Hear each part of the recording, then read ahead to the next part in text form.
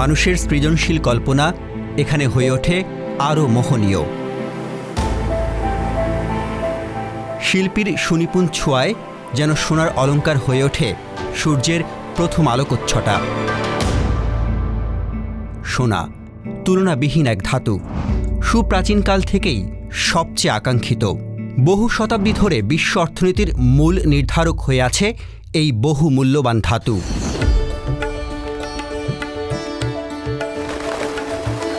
জাতি, ধর্ম, বর্ণ, সংস্কৃতি আদিকাল থেকে বর্তমান সোনার আবেদন সার্বজনীন।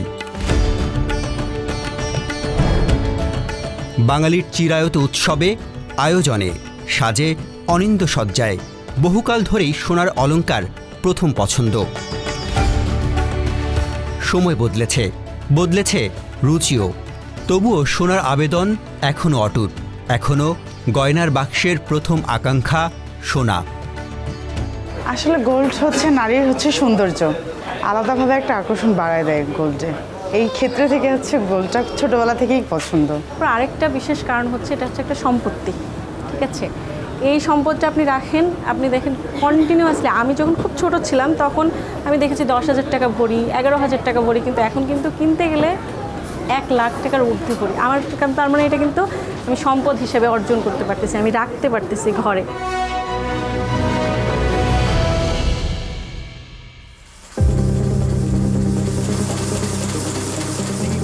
দেশের সর্ববৃহৎ শিল্পের চেয়েও সোনার গহনায় মূল্য সংযোজন 6 থেকে 7 গুণ বেশি, 30 থেকে 50% পর্যন্ত। অন্য যে কোনো খাতে বিনিয়োগ করলে দীর্ঘমেয়াদে অবচয় বা মুদ্রাস্ফীতির কারণে সম্পদ মূল্য কমে যাওয়ার ঝুঁকি থাকে। কিন্তু ইতিহাসের পরিসংখ্যান বলছে সোনায় বিনিয়োগের ক্ষেত্রে এমন শঙ্কা একেবারেই নেই। কেননা আন্তর্জাতিক বাজার পরিস্থিতি যাই হোক না কেন, এ ধাতুটির চাহিদা সব সময়ই থাকে।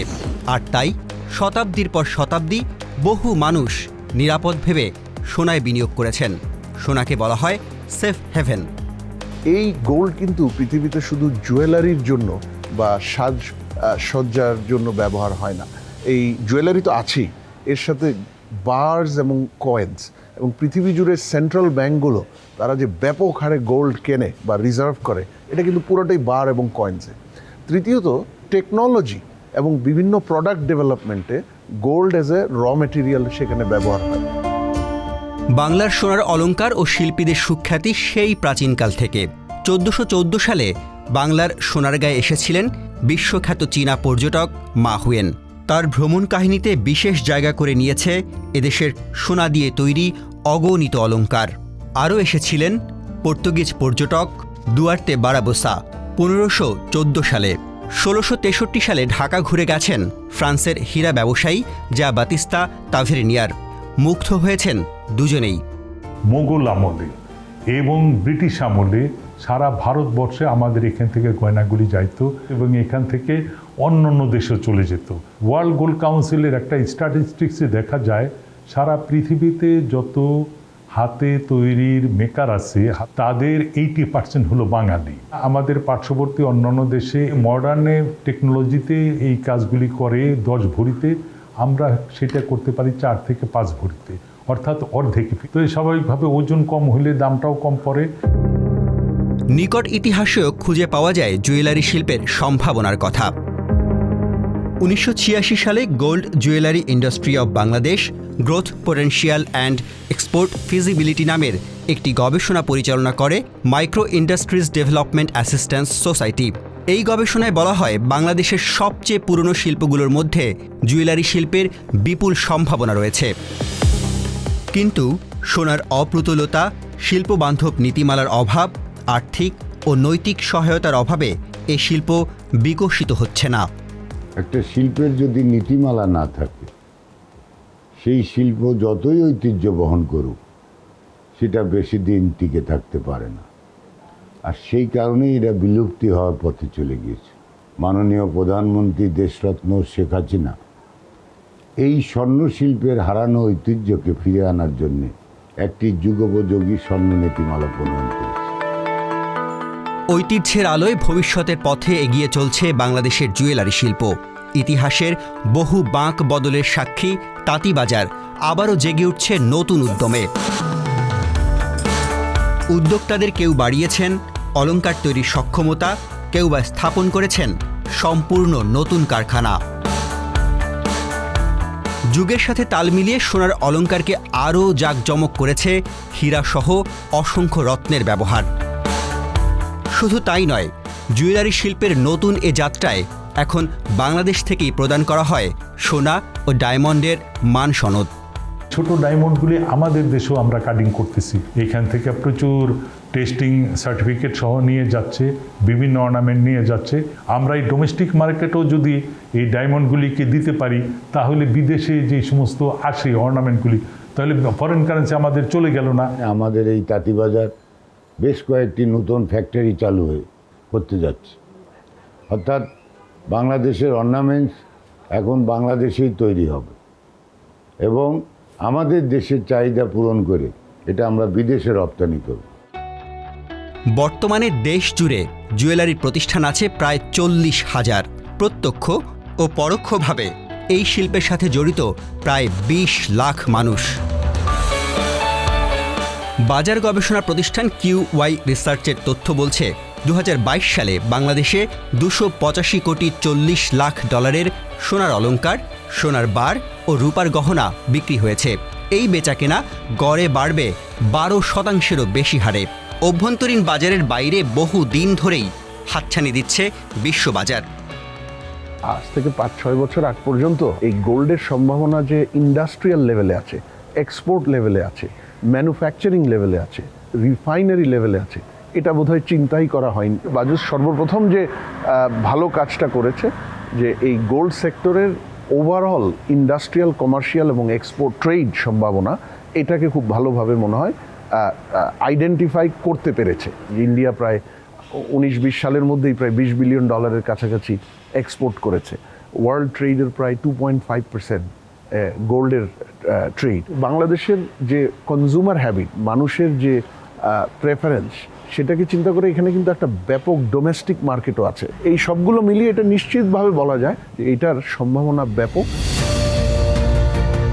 এই অমিত সম্ভাবনাকে বাস্তবে রূপ দিতে নিরলস কাজ করে যাচ্ছেন দেশের অন্যতম ব্যবসায়িক ব্যক্তিত্ব সায়েম সোবহান আনভীর। 2021 সালে বাংলাদেশ জুয়েলার্স অ্যাসোসিয়েশন বাজুসের প্রেসিডেন্ট হিসেবে দায়িত্ব গ্রহণ করেন তিনি। জুয়েলারি শিল্পের টেকসই উন্নয়নে হাতে নিয়েছেন 5 বছরের রোডম্যাপ। প্রতিষ্ঠিত হয়েছে বাজুস ইনস্টিটিউট। জুয়েলারি শিল্পে দক্ষ জনবল তৈরিতে এ খাতের বিশেষায়িত শিক্ষা পাঠক্রম তৈরির উদ্যোগ নেওয়া হয়েছে। এই ইনস্টিটিউট নিয়ে আমার অনেক বড় স্বপ্ন ভাই। আমাদের চারুকলা মাইন্ড ব্লোয়িং ডিজাইন করে এরা। এদেরকে যদি আমরা ইনসেন্টিভ দিয়ে যদি বলি ভাই তোমরা ডিজাইন করে তোমরা ফ্রিল্যান্স জমা দাও, যারা জুয়েলারি ইন্ডাস্ট্রি করবে ডিজাইন থেকে পিক করবে। এই সাবকন্টে কিন্তু সবচেয়ে বেশি গোল্ড চলে। ইন্ডিয়া, পাকিস্তান, বাংলাদেশ, চায়না, এই সব জায়গায় কিন্তু সবচেয়ে বেশি গোল্ড চলে কিন্তু জুয়েলারি বেসিক্যালি। তো আমরা যদি এই মার্কেটে ট্যাপ না করি, আমাদের যে বোকা কেউ নাই। আর আমাদের সবচেয়ে বড় অ্যাডভান্টেজ হলো আমাদের ওয়ার্কাররা কিন্তু ফরেন মার্কেট ডোমিনেট করতেছে। এইটাই আমাদের অ্যাডভান্টেজ নিতে হবে। এই ওয়ার্কারকে যদি আমরা কোনোভাবে যদি ইনসেন্টিভ, যদি সিমিলার বেতন যদি দেশে তুমি থাকা খাওয়ার ব্যবস্থা সুযোগ সুবিধা করে দাও, অল উইল কাম ব্যাক।